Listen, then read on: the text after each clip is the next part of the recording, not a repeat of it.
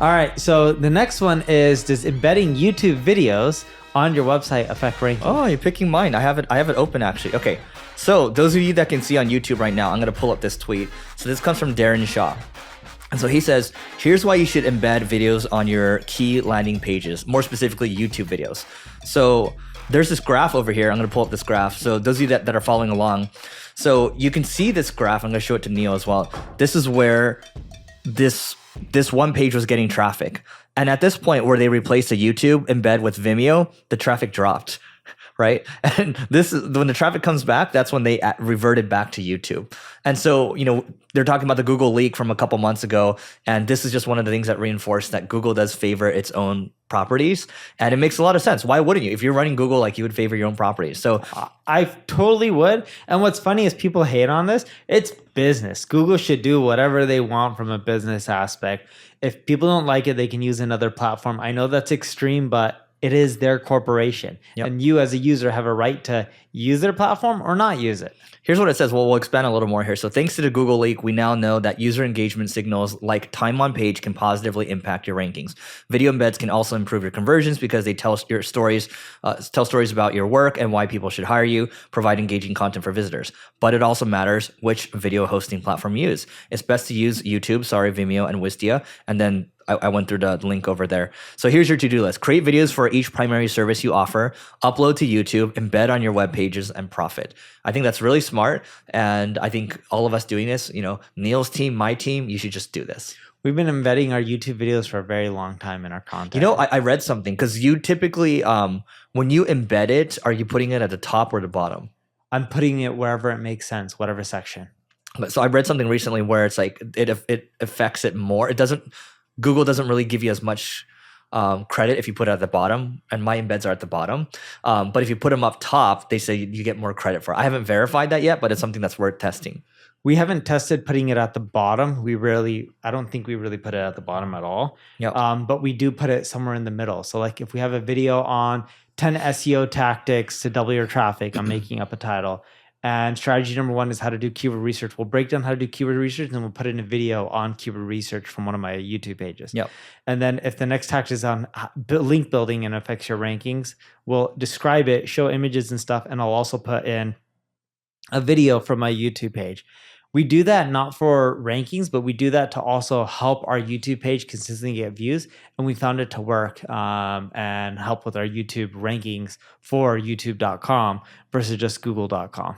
Yep. One more thing before you move over to yours on CMOs, I think. So this one's interesting to me. Over-optimized SEO features associated with Google traffic decline. So this tweet's from Cyrus Shepard. So these are the top over-optimized SEO features we found associated with Google update traffic declines. Number 1 is anchor text variety. So 0.337. I think that's out of like 1 or so. Let's ignore the numbers, but so anchor text variety is basically if you just keep saying digital marketing agency, all your links, you know, a good chunk of your links are digital marketing agency. That's pretty obvious to an algorithm, and that's something you get flagged for, right? Clickbaity title tags, it actually has a higher score. So if your title tags are maybe misleading, or like clickbaiting at the end of the day is misleading people, right? It's the same thing with YouTube. You can have clickbaity titles, and then sometimes people will comment clickbait. That actually has a negative effect as well. Heavy schema usage. Do you want to explain schema? Yes. So schema markup, you know, like when Google starts pulling stuff from your webpage and sells it in the search results, like reviews and ratings, like the stars, that's all coming from schema markup. Yeah. And I don't know if you know about you probably know about this one, but the number 4 is page updated frequency. So if it's updated way too much, that's also negative signal. This is the highest signal over here because it's got abuse yet. That doesn't seem like a natural thing. So I didn't know that. It doesn't look like you did too. Wikipedia updates really often. They do well. I think with some of this stuff, so let's go with the page updating first, and then we'll want to talk about the clickbait. Yeah. If you think about the page updating, I know a lot of marketers who update their page to try to manipulate Google, but they just update a sentence or so. Waste of time, does nothing. If you're going to update the page, it should only be updated if you can add more value to a user. Not with a sentence or two, but actually really updating. If you have to update a sentence or two because something's off, by all means, go and do it.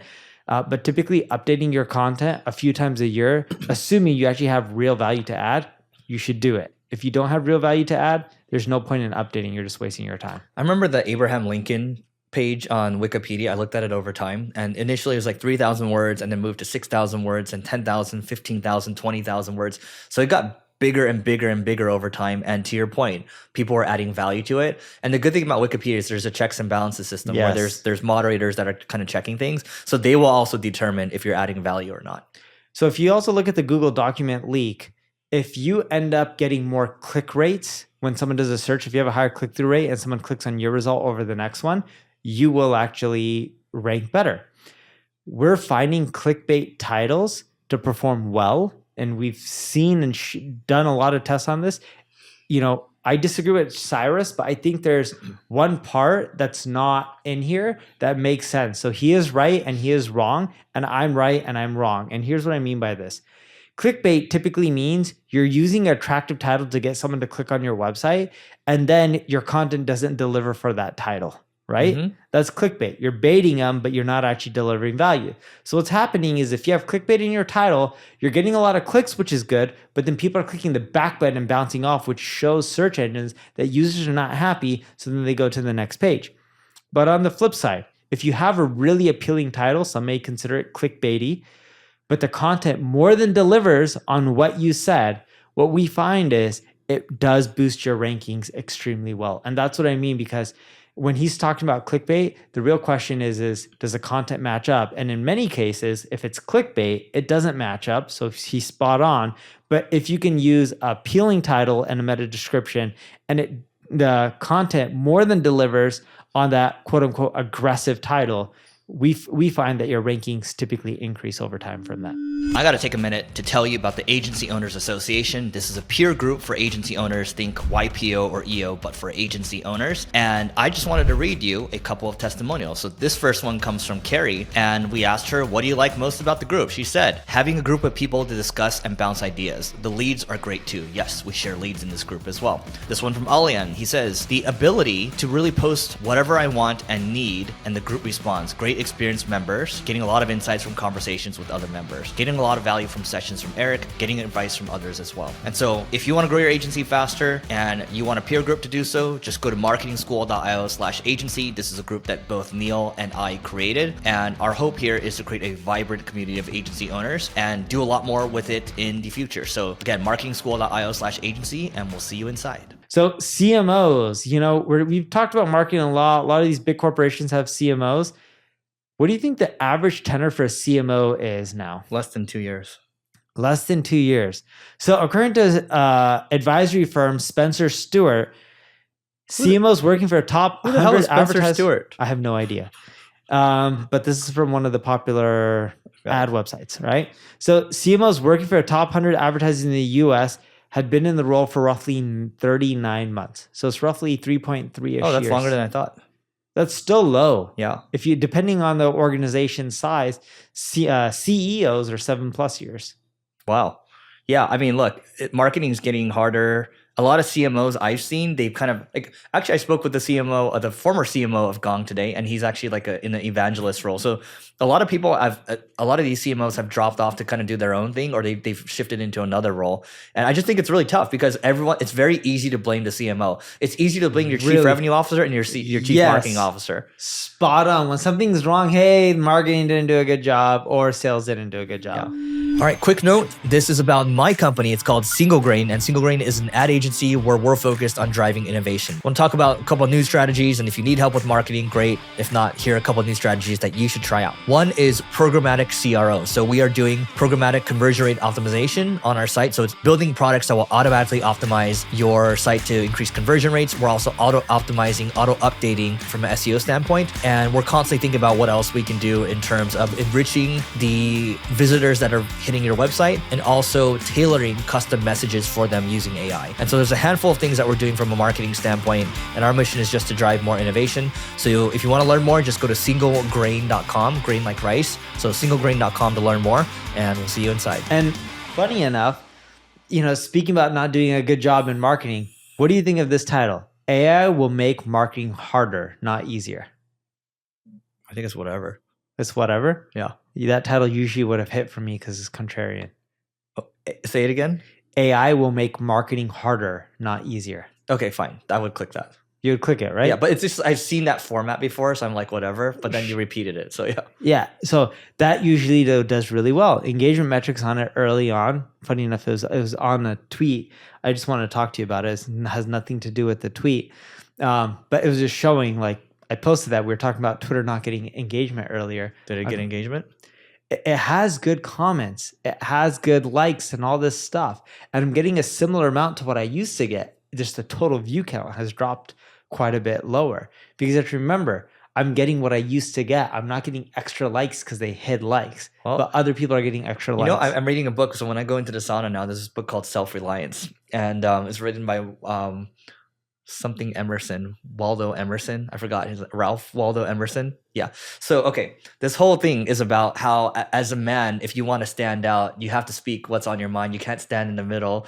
And, you know, great people say what's on their mind. And I'm like, yeah, you know, but sometimes it's really dangerous to say what's on your mind. But to your, like, if you do genuinely say what's on your mind, you know, you'll get way more engagement, but it's also too dangerous because you have a pretty significant operation at the same time. So, you know, I think you have to pick your spots to say what you want. Like, we can say it to each other, or you can say it in small groups, but you can't, I don't think you can say it publicly sometimes. And not to say that Neil has a lot of bad things to say. It's just, he has a point of view, you know, and I have a point of view. Yeah. And funny enough, I was on a podcast today when we were talking about corporations, and they were like, yeah, when you look at the average stat for marketing, it's getting harder and harder and more expensive.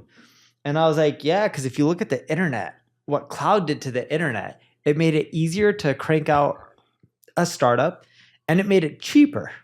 And AI is making it cheaper to create a company and easier and faster. So everyone's like, okay, if it's easier to create a company, that means it should be easier to get customers and all this kind of stuff. And I'm like, no. It's not actually cheaper to create a business anymore. Because if it's easy to get a product out due to AI in the cloud, what ends up happening is people start shifting that money towards marketing. You have more players in the space, which means more competition. And people are more efficient because of these AI tools. So where do you take that money? You start dumping it into places like ads and sales. Yeah. I mean, that's like when we talked about Klarna a couple months ago, where they're going to save $40 million in operating costs, and they're going to dump it back into sales, back into marketing. They might take some off the table, but they're going to try to grow the company bigger. There's actually a really good, everyone should read this. If you Google situational awareness AI, this guy that used to work at OpenAI, he actually wrote, I think he wrote like 5 or 6 essays, and they're huge essays talking about where all of this is going to go. And interesting enough, I just landed yesterday, and I spent some time reading one of his first essays, and he just talks about how we're kind of in this phase of ChatGPT right now. The next phase is agents. So where agents are talking to each other, they're doing things for you.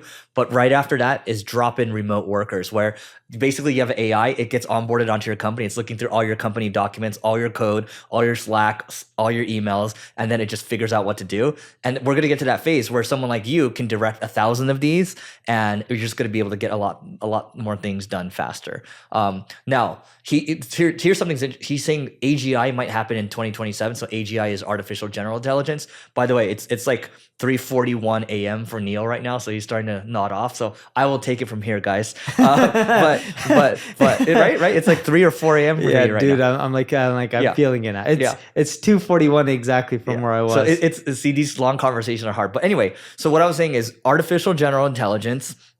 That's where you are going to have an AI that's just smarter than human beings, right? And there's a potential blocker for that.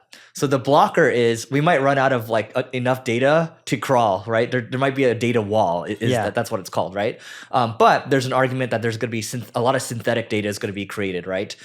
So we'll see what happens. Neil and I, we're not AI scientists or anything. I just think it's fascinating to read this stuff. And I think all of you that are interested in this, just Google situational awareness AI, read the paper, however deep you want to go, because this guy's really smart. This guy was valedictorian at Columbia at 19 years old. Then he worked at OpenAI, and he just seems like a genius to me. So go read it, guys. And speaking of AI, did you see how Google's testing link cards at the top of the AI overviews? Link cards at the top. Okay, so you know when you it's not at the bottom anymore; it's at the top. They're testing at the top, so they still have it at the bottom. Yeah. So I know many of you guys are in different countries outside the United States. With the AI overviews, imagine doing a search and it just giving you answers. So the search could be, what's the best place to hike in Los Angeles, California with a 5-year-old? All right. So then an AI overview will try to create a response for you and say, hey, here are the best places to hike, and just give you an overview of it.